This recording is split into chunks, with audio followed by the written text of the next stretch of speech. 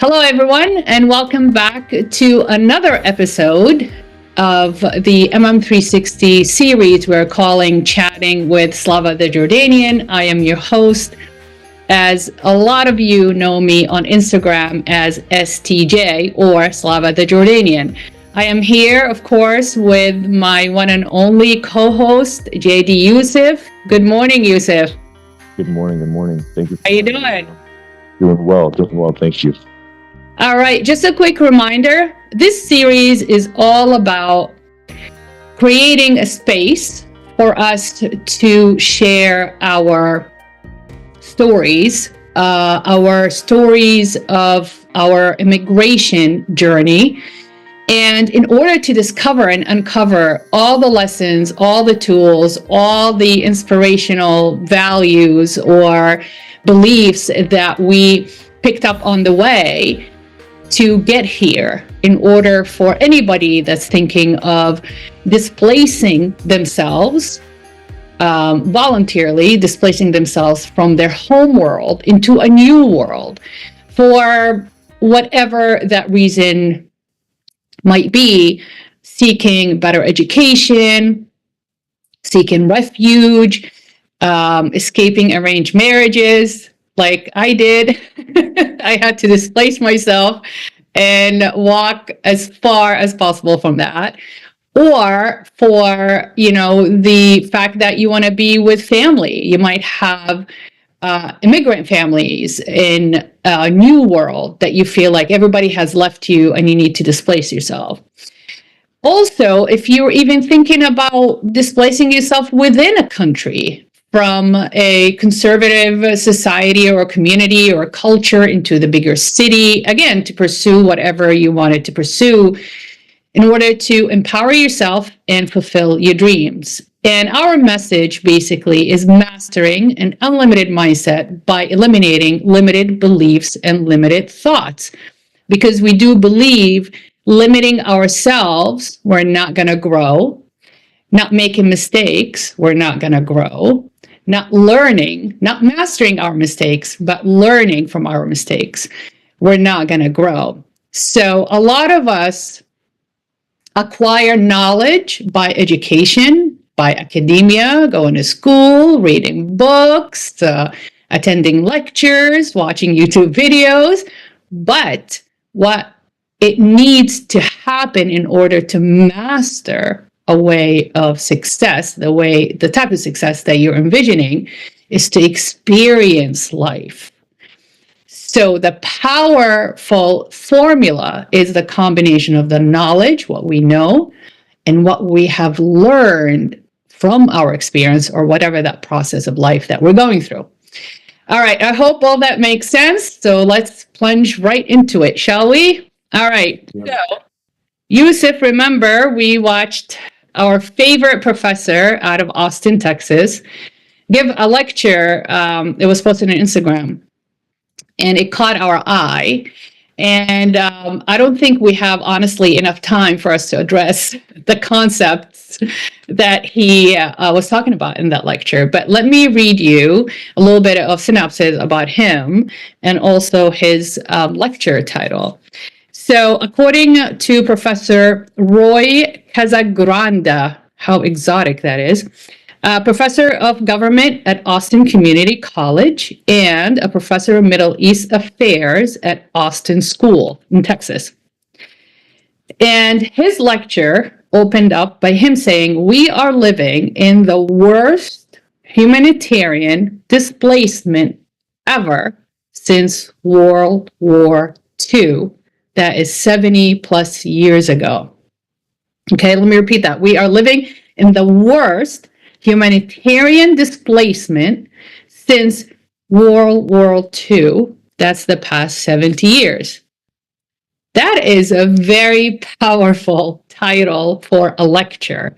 And that's why we're talking about what we're talking about here on the podcast and sharing our stories, because the fact that we are feeling, witnessing, and hearing about the displacement of people around the world. Now, we are going to jump into it, and I'll share with you a statistics as the MM360 ambassador to the Middle East, of course, I like to watch what's going on in the world, but then I ask my question, what's going on in the Middle East? What's going on in the Middle East? So we'll share those data with you, but let's discuss this. What do you think, Yusuf? Yes, I think those statistics are even more stark when you kind of dive deep into them, right? So once you find out that more than, I believe it's 1/3 of them come from Middle Eastern or East African countries, it's very, very telling, right?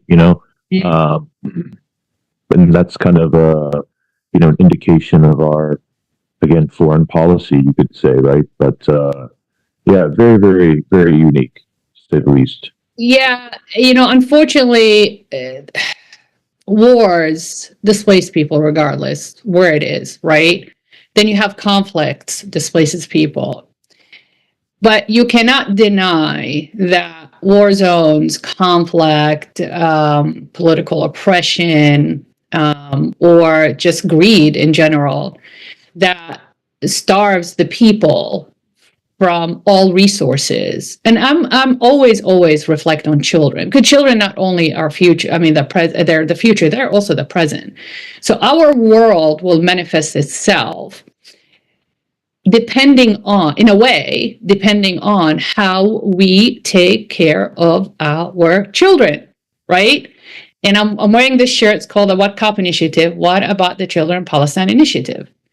And that initiative, I talk about it on Instagram, is there are millions and millions of children, as we speak, we are 2024, are starving, forced into trafficking, human trafficking, child labor, abuse, right? Because when you create poverty, you pressurize that society, you pressurize that community, and people have to kick in the flight or flight constantly to survive, and that puts a lot of pressure on the children. If the parents cannot make ends meet, they have to take the children out of school, send them into labor, right? Sell this, sell that, go beg in the street, what have you, right? Or work in factories, or pick up a trade that sometimes kids they age so much faster.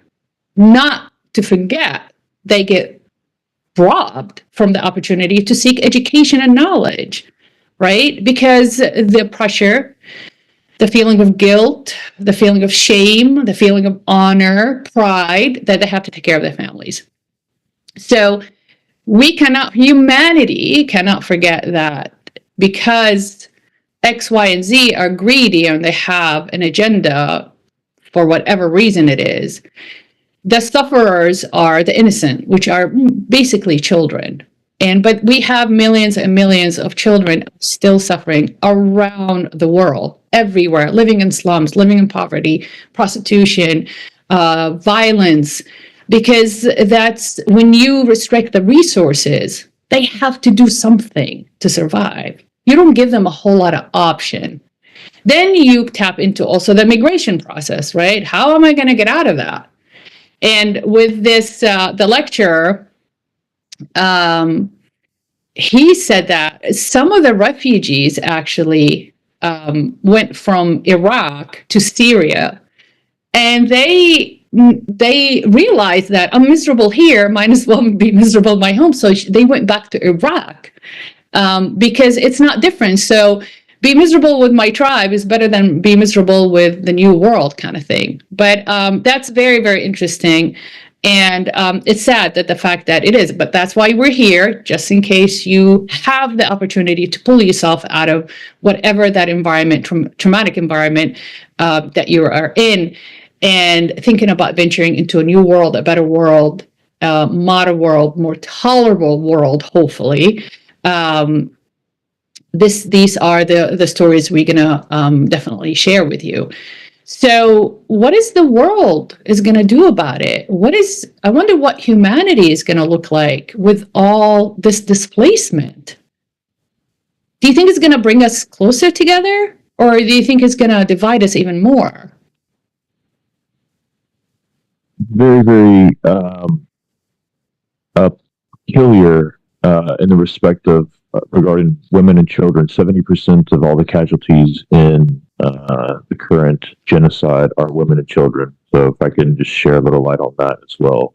But yeah, that's very shameful that we're allowing something like that to happen. But to your question, I think what's going to happen is the natural progression of human development, behavior, right? I saw an article recently regarding just the demographics of people and how they change over time. So right now, what's happening in Europe, you're having a coalescing of the Arab world, for example. So it doesn't matter if you're from Tunisia or Jordan or Saudi, you're getting together around culture or religion. So it's almost creating like a new hybrid of a Arab European subset, right?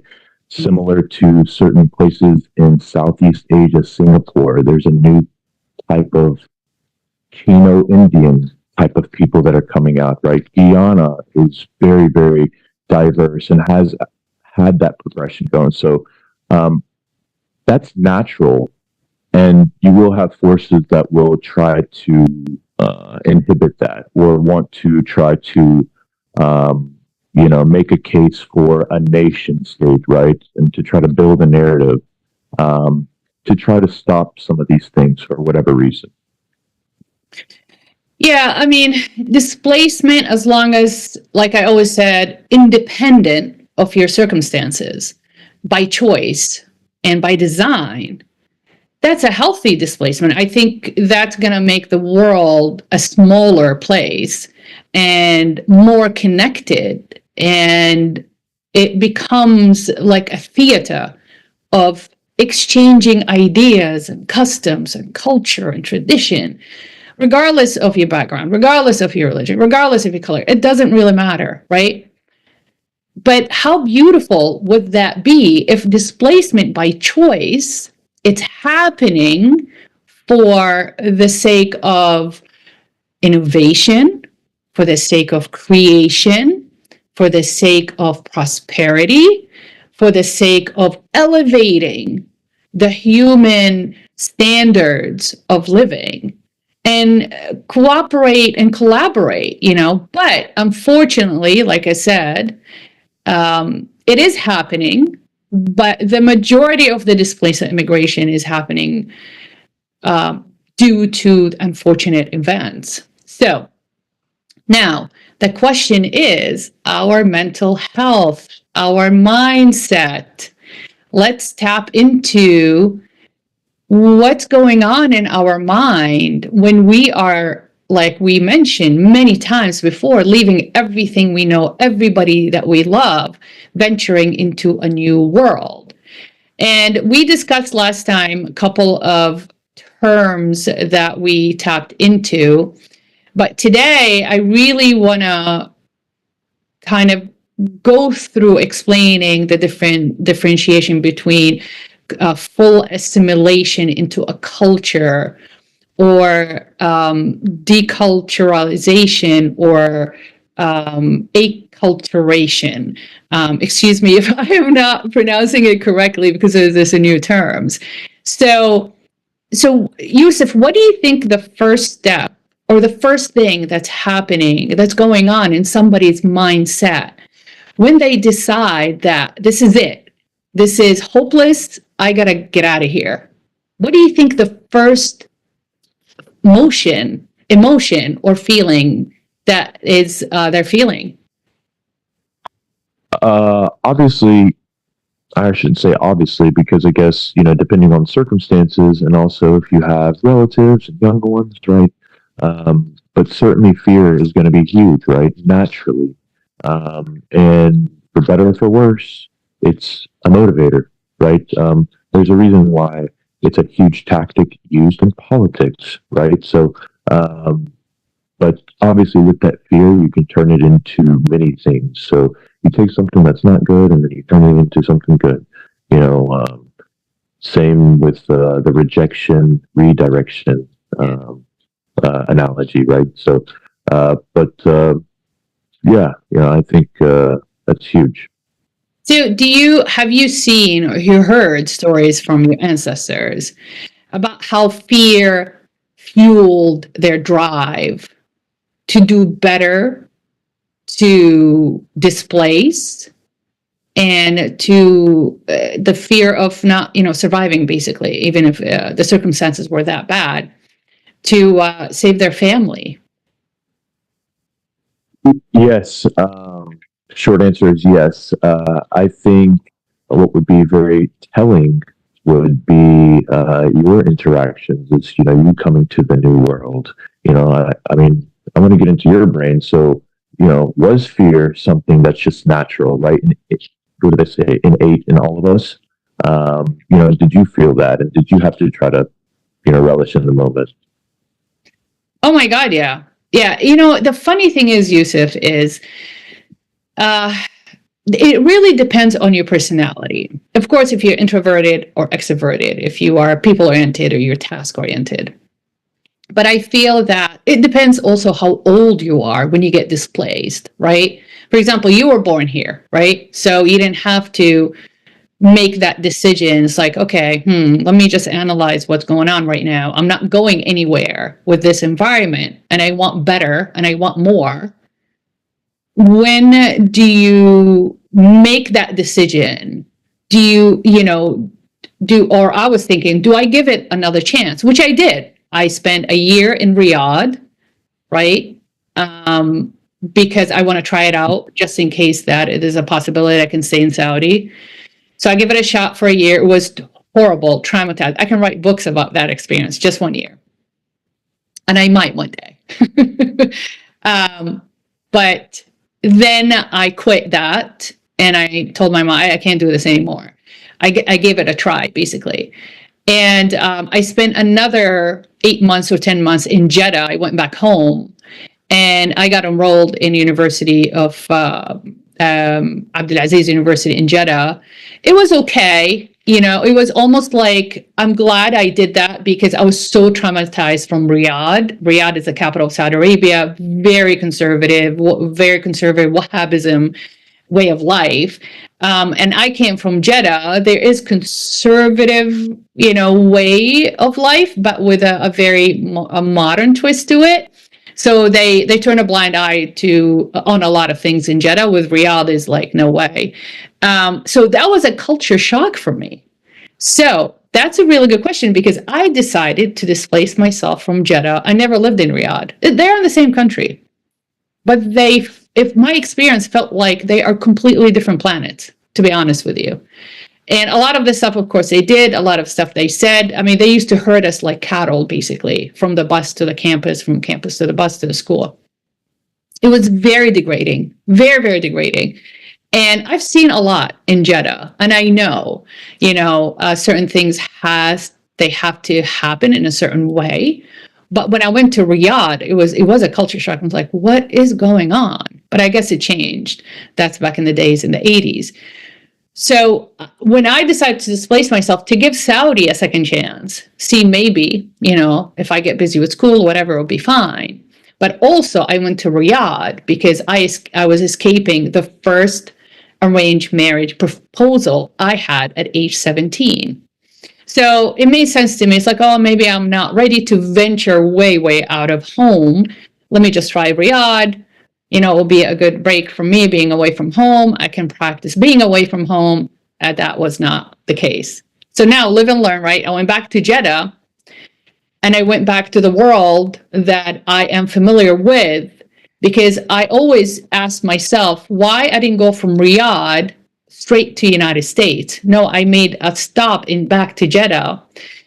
I now, knowing what I know, understanding what I understand right now, is I think innately I felt like I was dysregulated emotionally and mentally in Riyadh so much because of the culture shock, believe it or not, that I needed to go back to my safe home to self-regulate myself and co-regulate with my family and kind of go back to the drawing board. It's like, okay, what do I want to do next? And I sat down and talked to my dad. I was like, this is horrible. He goes, I told you, but you don't listen. Now I say that about you guys. I told you. It's like, Dad, I want to give it a chance. I was like, there's no other chance. If you think Jeddah was bad, what made you think that Riyadh is going to be better than Jeddah?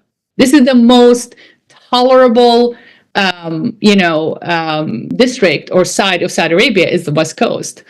And the most like modern, like I said, they are very lighthearted and they're not very stickler about, wearing the abaya and all this. It's pretty. It's very beautiful. It's on the Red Sea. There are beaches and stuff. So my dad's like, what were you thinking? I was like, okay, just for the record, I give it a shot. So just in case you guys say, oh, you costing me so much money, you want to go to a private school in the United States, I give it a shot. I saved you 2 years of college tuition. But even that experience, that micro displacement / immigration period is within the same country. And it wasn't, I felt like I was going backward in time. I was going backwards in thoughts, backwards, like even more traditional. I was looking for egalitarian way of life. I went back into even deep into the traditional Wahhabism conservative culture. But my mindset is telling me that I would never be able to talk about it if I did not experience it, right? What doesn't kill you makes you stronger. So here we are.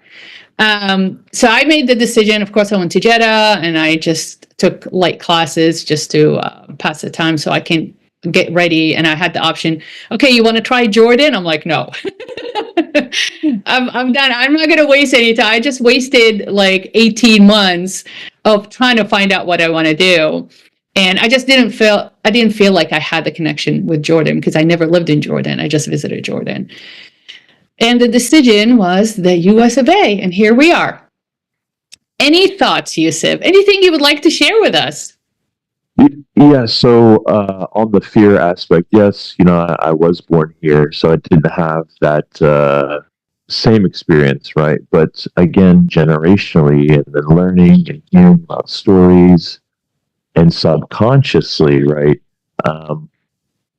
All this fear that I guess my family felt would bleed in, or I would feel it in certain, I'm 33 years old, 6'1", 230 pounds, and my mother still tells me not to go get gas at night.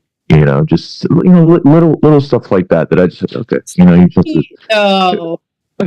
So, but it's a real story, and that's a perfect example of that fear factor. Mm-hmm.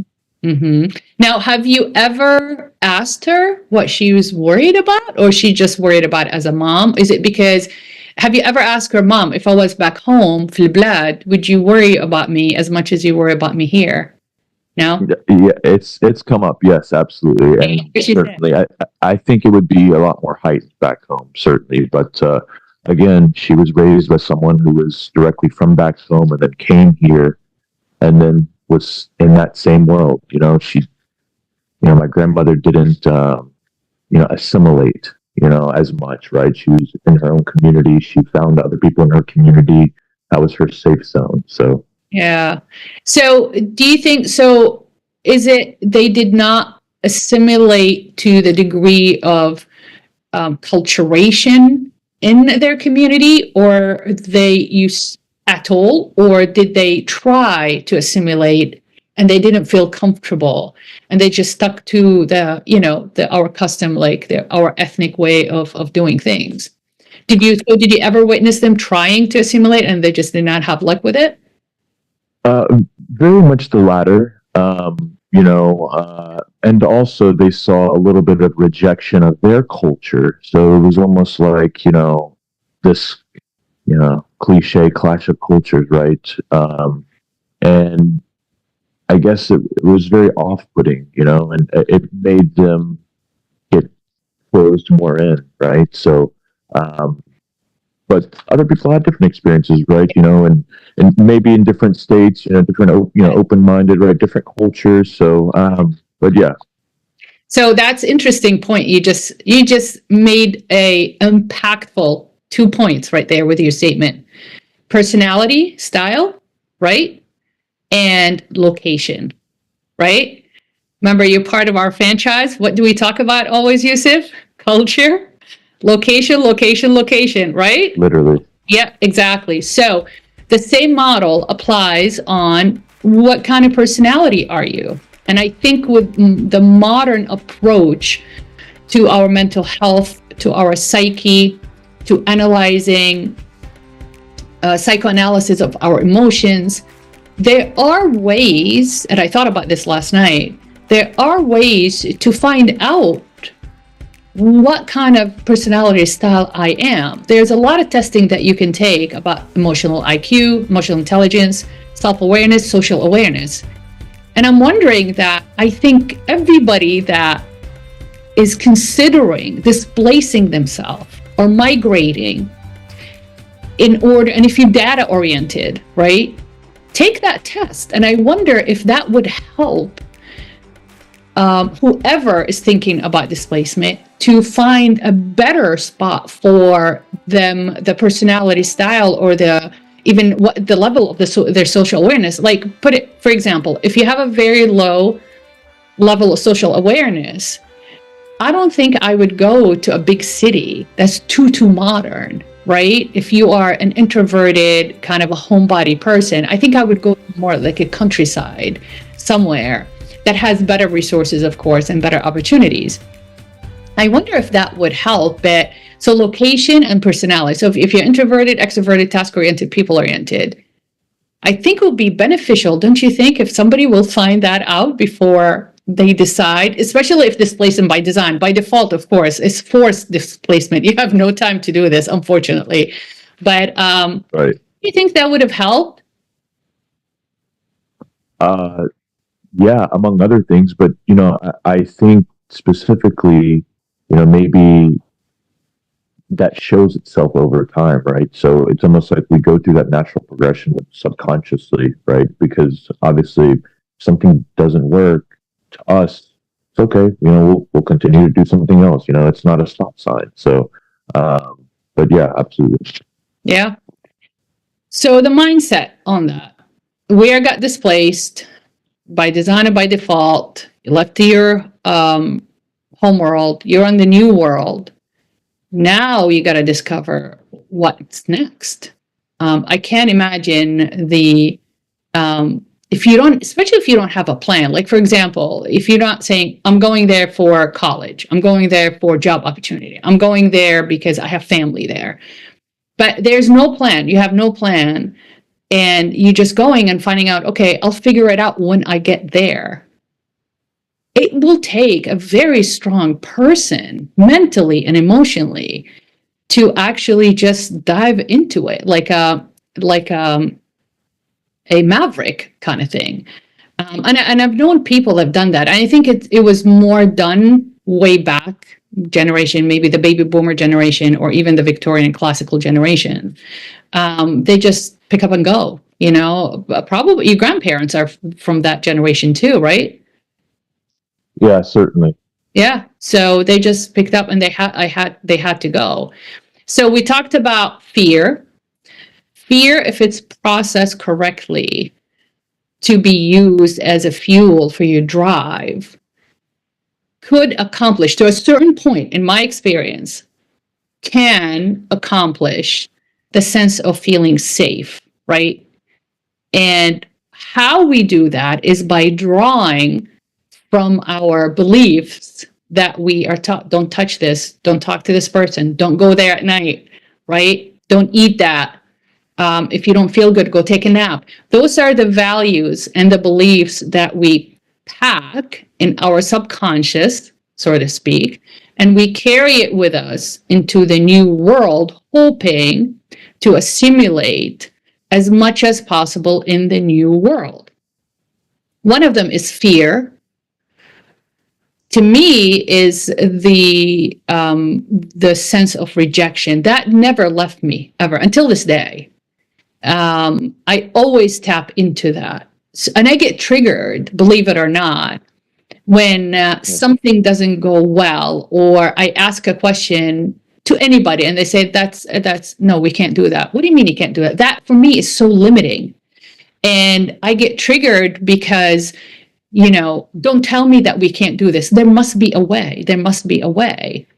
And that never left me, because that triggers me as, okay, I got rejected, or my idea got rejected, or I believe that I should be doing it that way, but they tell me I can't do it that way because it's nobody have done it before. To me, that's a rejection. And when I get triggered, I get dysregulated. When I get dysregulated, I'm in a bad mood. So I have to go and figure out a way to self-regulate myself. So for me, it's fear, rejection. I never really had a hard time with the social awareness. I'll tell you that when I came in 1988, I was very awkward. I was very, very quiet, very introverted, never outspoken. I just kept to myself.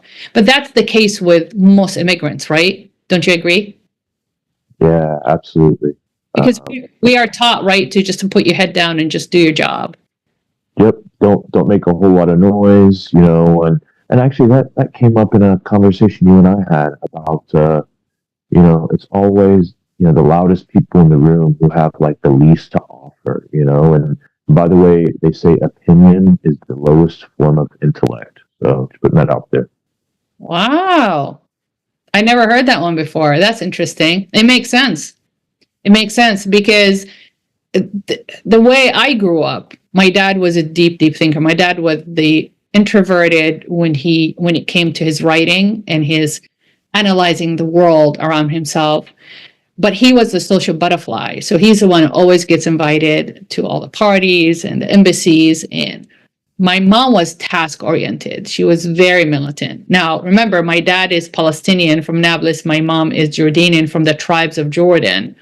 So those are two different cultures. Although my dad was born in Jordan and his, I think, 3-4 generations before him were born in South Jordan, but he still had the spiciness. My dad was very, very funny, amazing sense of humor. He can drop a joke like nobody's business, and it was random, and he was very clever about it. Yeah, he was very, very funny. He can get us chuckling. I mean, laughing so hard. But he was extreme, right? Because he was introverted as an artist, as a creator, but he was extroverted when it came to opinions and being outspoken about all different stuff of humanity. Humanity can, is considering humanity like civil rights, equality, tolerance, democracy, justice, all that stuff. He was very passionate and very powerful when he spoke. My mom was a lot more consistent. She did not do one or the other. She was more task. And then I mentioned it in a couple of episodes ago that I just feel that in our household, being right is a lot more valued than being loved. And yeah. Right. Do you agree with that? Is it the same thing with your parents or grandparents?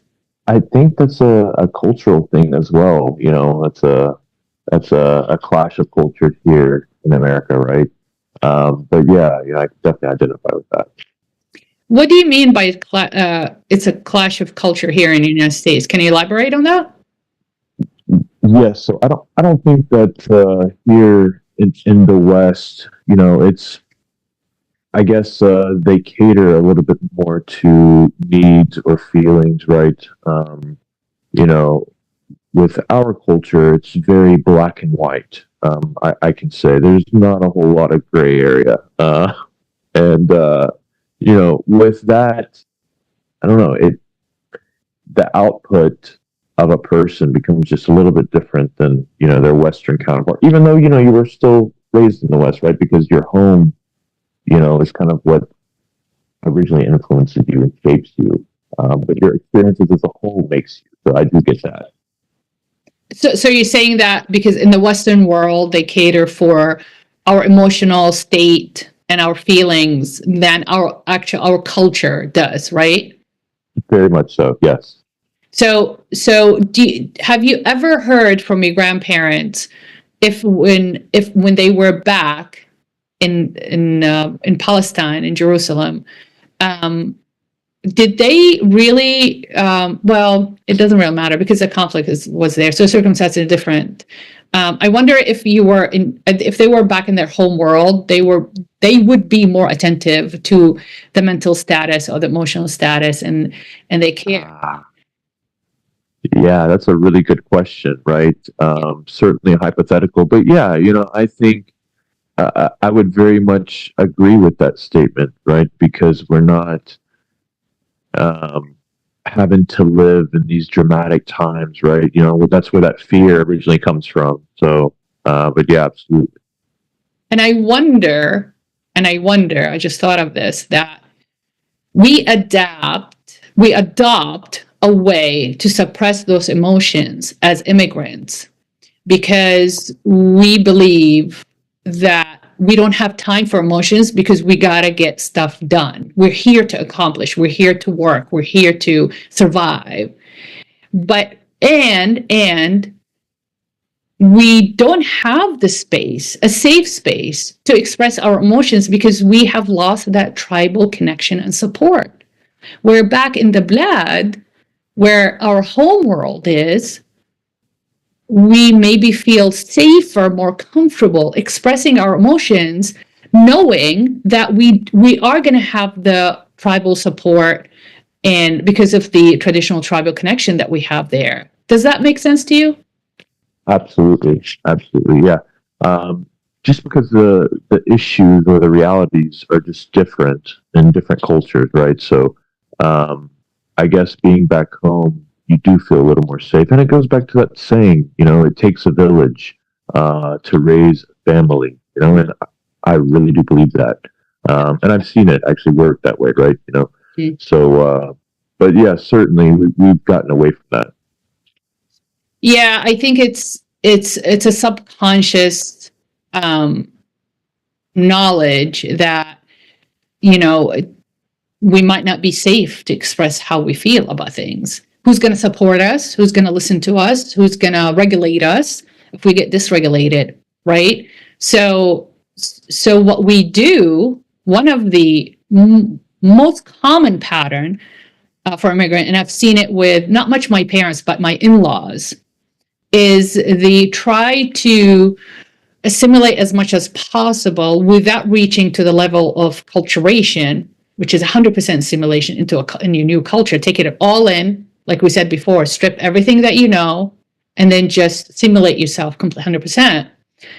But with my in-laws, because I lived with them during dental school too, and I saw they actually created their own community, their own tribe. And it's funny, they had American neighbors and they had, Arab neighbors, but the way they expressed themselves about the American neighbors, although the kids have known each other forever, everybody grew up together, different than the way they express themselves. They feel safer expressing themselves around the Arab friends because they can read you. It's almost like a hidden language. They can read you, they can feel you, they validate you a lot easier. Where when you're with somebody else, you have to explain yourself and you have to give the background and you have to give the introduction in order for them to understand where you're coming from. And for us, it's just too long, I guess, of a process. But that puts a lot of pressure actually on the children because the children of immigrant or children of diaspora immigrants, when they come on, they have to find their identity, right? Where do I place myself? Where do I fit? And yes, they will gain the multicultural adaptability, the multicultural competency, right? But in the beginning, it's hard. That's a lot of pressure on a child, and especially if the parents don't speak the language too. Give you an example. My mother-in-law, she didn't even high school. Allah yarhamha. She spoke Arabic and French because she went to a French Catholic schools in Cairo. So when she came to the United States, she didn't really speak English very, very well. So Ihab, my husband, when he came, he used to tell me when he used to come from school with math, right? And his dad worked double shift, triple shift. So he was never home. It was just him and his mom. His mom didn't speak English, so he had to translate. He was like 4th grade or 5th grade, translate his math equations problem to Arabic, have her help him, right, get it done, that he in Arabic, and then he had to translate it into English himself to submit his homework. And Ehab, my husband, he's not very a nostalgic person, so he's not a storyteller. So when he told me that story, I cried. I'm like, oh, honey, how did you do it? How did you understand? He goes, well, don't get too excited because I got to the point I couldn't translate into Arabic. I was like, how did you do your homework? Luckily, he's wicked smart. He's very, very smart. And he kind of figured it out when he got to 8th grade. He almost knocks me off. It turns me off if I get all emotional or like nostalgic about things. How funny. See, I just did it for a year or so. I stopped because I couldn't translate into Arabic. So yeah, that is a lot of pressure on a child. But unfortunately, you have no other choice. You had to get it done. His dad had to work double shift, triple shift in order to provide for his family and pay his mortgage. His mom, had to stay home because after, X amount of years working in New York City and commuting, she had a heart issue, thyroid issue, arthritis. So she couldn't really commute from New Jersey to New York for work. And she didn't pick up any talent or other like skills in order for her to do what, they need to provide for the family. So, but my husband's personality, he doesn't dwell on things, but it is still part of him. That's part of his memories, that's part of his history, basically. So that's very interesting. But of course, we're going to talk about the importance of education for immigrants. Any final thoughts, Yusef? No final thoughts except this was a very, very empowering and enlightening conversation. And thank you so much for your time, Dr. Slava. It's always great talking to you. Now, the last statement, this is just, I'm going to leave you guys with the statistics. We can talk about it next time.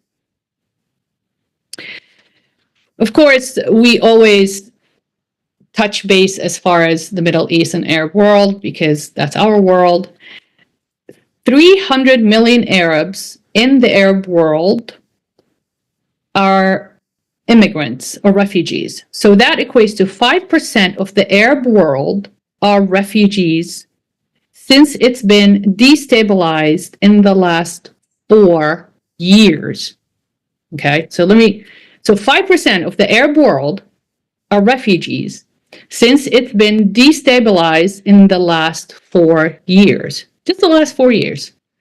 So what does that do to our customs, to our traditions, to our livelihood, prosperity as a race? What's our future as a race if this continues? And that's what keeps me up at night, is if we as humanitarians or humanitarian diplomats or humanitarian activists or part of even with the Mindset Mastery 360 movement, if we don't start talking about the impact of these circumstances on our well-being, on our mental health, and on our spirit as humans, right? In order for us to make this world a better place. And don't forget, the children are the ones that pay the highest price, right, for that kind of displacement. Now, this is just the Arab world, and I have statistics about other nations that is constantly migrating, like Yusef had mentioned earlier in this episode too. So that's why we're here. We encourage everybody to continue telling your story. That's how we learn. That's how we know. That's how we grow. Okay? Regardless of how advanced we are technologically, digitally, the human connection by telling our story is going to preserve our humanity. And that's why I say always, for the sake of humanity, keep telling your story. All right. Thank you so much for listening. We have reached to the end of our hour. And please remember that this podcast is going to be available on all platforms for you guys to listen to it wherever you are, whenever you want. And also is going to be available on YouTube. And we hope to see you next time Be well, and peace be upon humanity. Thank you so much.